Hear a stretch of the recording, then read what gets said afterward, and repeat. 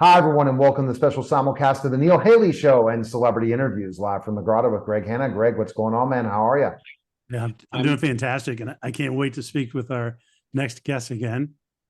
Oh, he's so much fun. Rich Little, probably the best impersonator out there in the business today, comedian, everything can be. Rich, thanks for stopping by, man. And before, I guess we're just going to jump to the first question. What is the latest news with Rich Little? That's why he's out talking. I just got it hot off the presses. What's new with you? Well, I released my book that I wrote about 5 years ago, and I added a couple of new chapters. And you can get it on Amazon.com, and it's called People I Have Known and Been by Rich Little.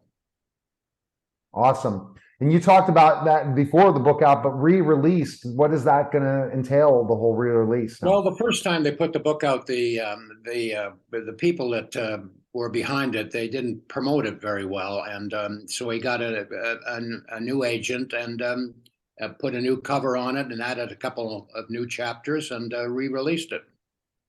All right, Greg, I'm going to tell you, it's not a biography. It's just funny things that have happened with me and celebrities down through the years. What I think's cool about that, Greg, is perfect for someone who performs them every night to have that on the table. You have something like a nice book like that that's an easy gimmicks. As I remember in professional wrestling, Rich, if I told you before I was a former professional wrestler, that gimmick table is big for performers, right? Especially at an intermission. Signed autograph copies, everything. It's the perfect thing, right? Yeah. Yeah. You got to have that. All right, Greg, go with another question you have for Rich.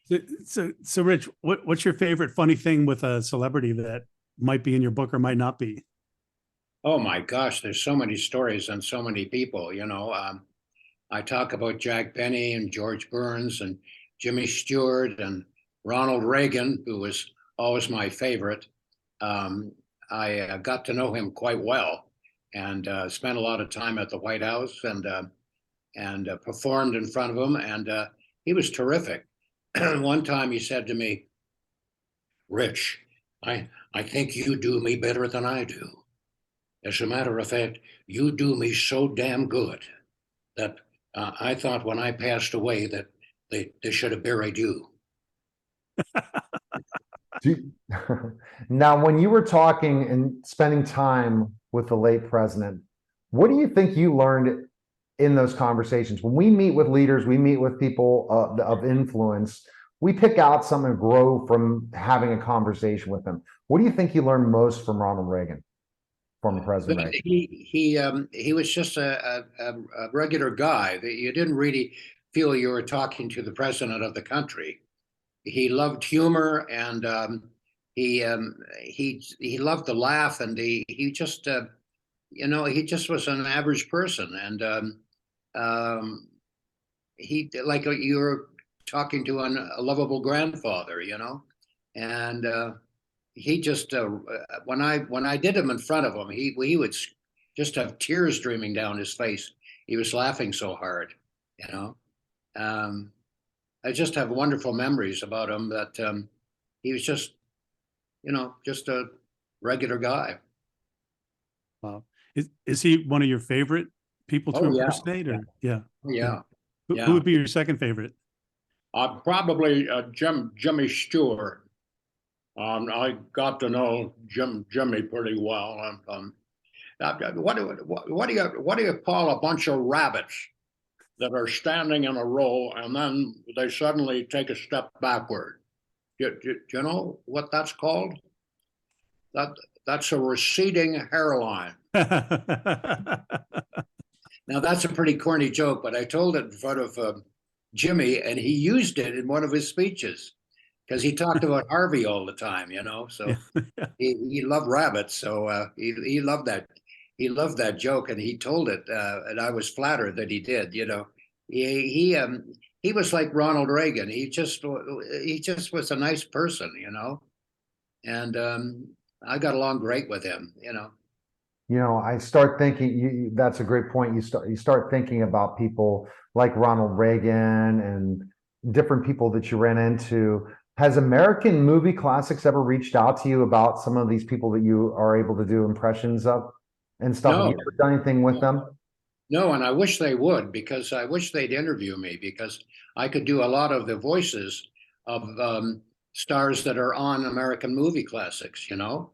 And I could do Gary Cooper, and I could do John Wayne, and oh my gosh, it's endless, you know? I can do some of the obscure voices for them, like I do Dana Andrews, and oh my gosh, I do you know, a lot of people that aren't Walter Brennan and Charles Bickford. I could do all those people, and it would be great on American Movie Classics, because they show all their movies, you know. But they've never got around to asking me, which is kind of a shame, because I would love to do it.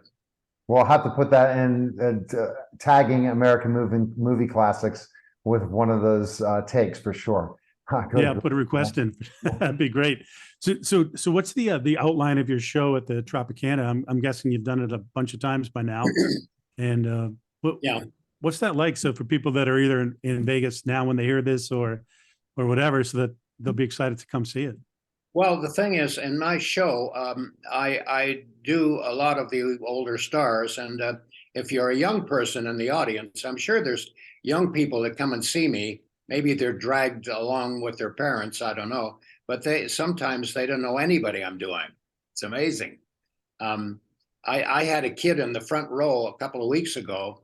He was about 15 years old, and I was doing all the impressions that I do, and I knew he didn't know them, any of them, and he was laughing his head off. He was just screaming with laughter. So at the end of the show, I called him over and I said, "You seem to enjoy my show." He said, "Mr. Little, I thought you were really funny, but I was confused."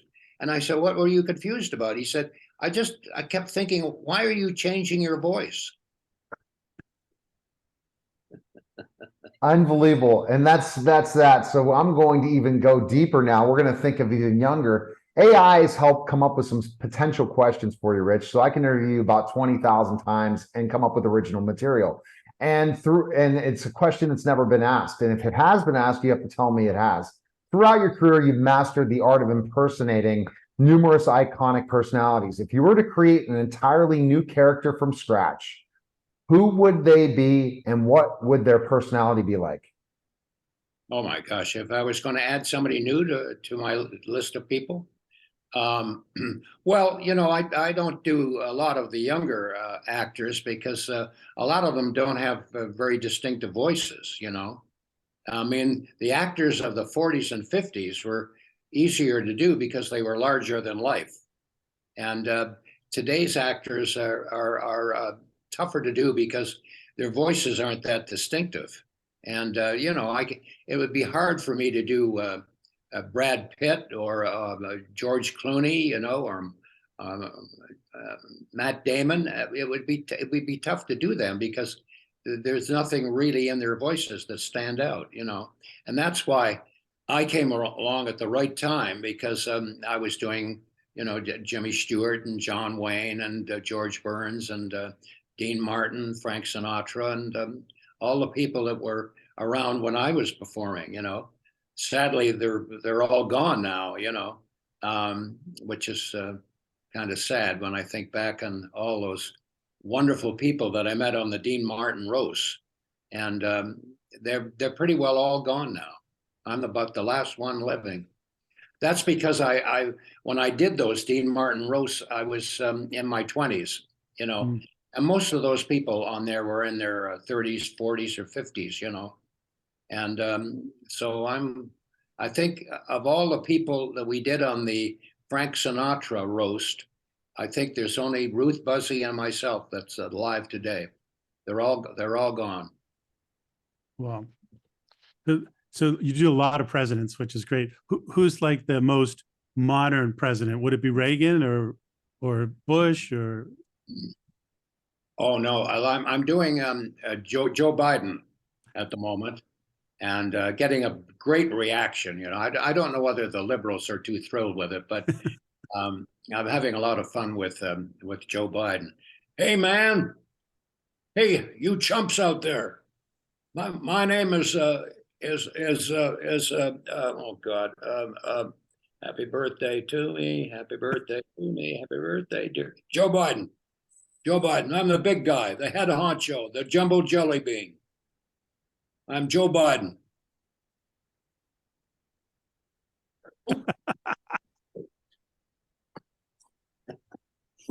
Okay.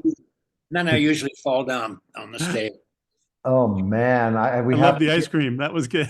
that was great. Now, how about Rich? What about former President Trump? Hard to do. Hard to do. I do them, but I'm not really thrilled with it. A lot of people do a kind of a comical impression of Donald Trump, but I try to do him the way he talks, and it doesn't really register that well. So, you know, and the Barack Obama was one I couldn't do either. You know, I didn't find anything really distinctive about his voice. So, you know, there's a couple of presidents that have escaped me, but I still do. George Bush, the two Bushes, and two Bushes, and I do Jimmy Carter, and of course Bill Clinton, and you know I do a lot of presidents, but Donald Trump isn't one of my favorites. I mean, I like him, but I think he's done a lot for our country, and I vote for him really, even though a lot of people don't like him, but. You have to forget about that. I mean, the people that don't like Donald Trump, maybe his ego, you know, his text messages or whatever it is, you got to think about what he did for the country. And he did a lot for our country, you know, and that's what I focus on and not his personality. But a lot of people don't agree with me, but that's the way I feel.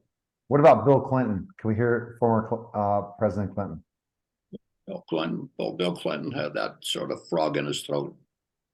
I think it was Kermit the Frog. Kermit. You know, they did a survey about 20 years ago, and they asked a bunch of women if they would have sex with me, and 90% of them said, "Never again."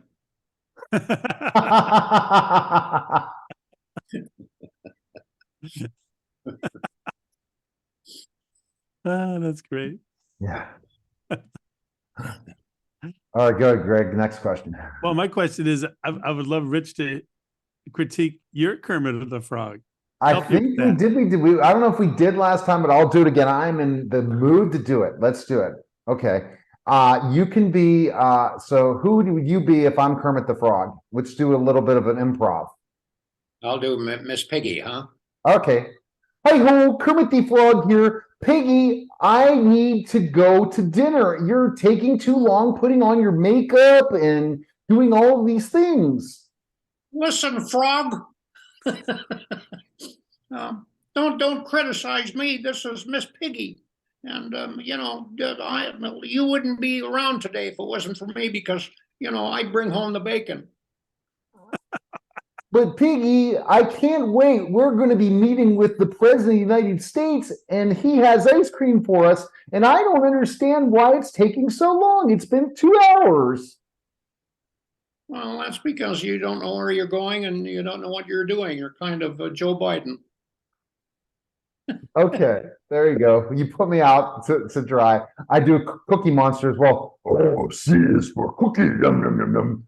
I need cookies right now, and the president's going to have them for me, Rich.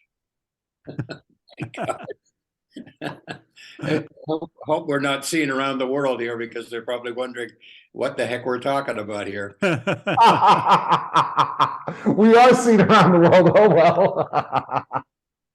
All right. So that was a great question, Greg. Now, what about, are you afraid to do certain things in your improvisation and especially at the Tropicana because of today's cancel culture and because of certain things that could cancel you in a way? Are you fearful of that when you're on stage with some write-ups and different things? Well, you know, the thing is that sometimes you'll get some liberals that are out there that just don't like the Biden at all. You know, they don't want to see me imitate him, and they get a little upset. And you know, there have been people that have walked out. You know, but you know, it's just the way things are. You just got to impersonate somebody for what they're known for, And the thing with Joe Biden is it's his memory and falling down and eating ice cream. And, you know, there's a lot of things you can poke fun at. And, you know, it's just it's not a little different than it used to be. People, you know, that are really a supporter of Joe Biden, they just don't like to see me make fun of him. And that can be a little bit of a problem. But lately, there are more conservatives in my audience than ever before. I would say not over 90% are Republicans in my audience, because there are a lot of older people, and you know, they just accept me for what I am. I make fun of everybody, and if I make fun of somebody that they like and in a bad way, or they don't really appreciate it, they you know, they get upset and just move on. You know. Don't make a big deal out of it. Yeah. Exactly. So speaking back of Biden, if you got a chance to meet him, have you met him in real life? No, You know, no. yeah, I wonder if anybody has really, but if you had a chance to meet him, anything in particular you would ask him or that you'd want to know from him? Oh, I got a million questions I'd like to ask him, but nobody does. You know, he's very protective. You know, I think they write everything down that he has to say, and they're always afraid he was going to start ad-libbing and talk off the cuff, and so he's very protective, and I don't think he would get a kick out of my impression at all. Presidents that have really loved what I do are Reagan and Bush, and even Richard Nixon liked my impression. One time I did Richard Nixon for him down in San Clemente, very early in my career, and I was at a party he threw in San Clemente, and all the stars of Hollywood showed up, and they were all conservative in those days, and my whole act was there, as a matter of fact, and I ended up doing an impression of Nixon in front of him, and he looked at me very curiously and said, turned to his wife Pat and said, why is this man speaking in this strange voice?" And then everybody started to laugh, you know, because they knew I was imitating him, and he didn't laugh at all because he didn't know that I was imitating him. And it was I remember George Burns came up to me after and said, "Rich, you know, you're from Canada. I would suggest you get in your car and drive back there." And John Wayne said, "Somebody get a rope," you know. So it wasn't a great scene for me because Nixon did not know I was imitating him. Wow. You know, thought I Wow. was just talking in a strange voice. Now, thinking about today's stars, any of today's stars, do you put them in your act at all? Any of today's stars you're imitating that could be in the news or different things? Are you adding any of those new ones to your mix? Well, you know, I do a few people that are current. I do Dr. Phil. Oh, we got to hear that. I know that you know that I know. And if you knew that, then we both would know, if we knew it all, when we knew it, if we knew it at all.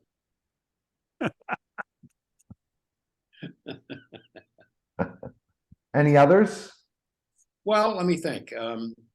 Yeah, I do Clint Eastwood. I do Arnold Schwarzenegger. I do, you know, but you know, it's so funny. I was talking to a young person the other day, and he said, "I'm coming to see your show, and I like the old stars. You know, I hope you do a lot of the really old ones." And I said, "Well, as a matter of fact, I do. Who did you have in mind?" He said, "Oh, you know, Clint Eastwood and Arnold Schwarzenegger, and those were the old stars, right?" And I said, "Well, what about George Burns and Ronald Reagan and Frank Sinatra?" And he looked at me and said, "I don't know who those people are." Wow. Yeah. Isn't that amazing? Wow. And you know, it's interesting, and I'll let Greg, you have another question, but I have one more involving performing in front of a live audience. You know, this is something I miss of days as a professional wrestler, to perform in front of a crowd and get the crowd's reaction and Yeah. keeping them on task the whole time. It relates to teaching after I look back at things, because when you have a classroom, and I used to teach as well, I had a classroom of kids I had to keep so they didn't go crazy, right? You had to keep them excited and give them everything. I call it the dog and pony show. How do you do this each and every night where you have them from the beginning till the end? What do you think that skill set? How can you tell when you're losing them and you have to bring them back? Well, it's true. Every audience is different. And sometimes if it's a small audience, they're a better audience. And sometimes when you think, oh boy, this is going to be great, the place is packed, and for some strange reason, you don't get a big reaction, and it kind of baffles you because you're doing the same show. And but then again, I every night I look at the audience, because I show a lot of film clips of shows I've done from the past with the people I impersonate. And when that happens, I check out the audience, and sometimes you'll see a couple where the husband is just screaming with laughter, and the wife is just scowling at me, or vice versa. And you think to yourself, that's interesting. Here is one person laughing, and the other person just looking angry. And this happens all the time. And I'm looking at somebody and thinking to myself, this guy hasn't laughed at anything I've done through the whole show. I mean, obviously, he doesn't know who I am, or he doesn't think I'm funny. And then at the end, he's standing up, clapping, and, you know, giving me a handshake and everything. And he never smiled once during the whole show. Amazing. So figuring out that reaction, such an important thing of a crowd, and understanding that message, and what comedians know, impersonators, actors, you know, any type of speaker, it's a challenge for sure. Go, Greg. I know, because you already asked him that signature question before. You can go to some other questions from the first time we interviewed him. Yeah, I love this answer, but I would love to ask him again, because I would like to ask it in a different way. So if we go to Ronald Reagan, so since we can't ask Ronald Reagan this question, and maybe you'll remember I asked you this. So from Ronald Reagan's perspective, if I was able to ask him, and if you would answer in Ronald's voice, that would be amazing as well. So I'd say, you know, Mr. President, what's the most important thing in life you feel you've ever learned? Well, the most important thing that I've learned in life is to have a sense of humor, and don't take yourself that seriously, and you know, just do the best you can, and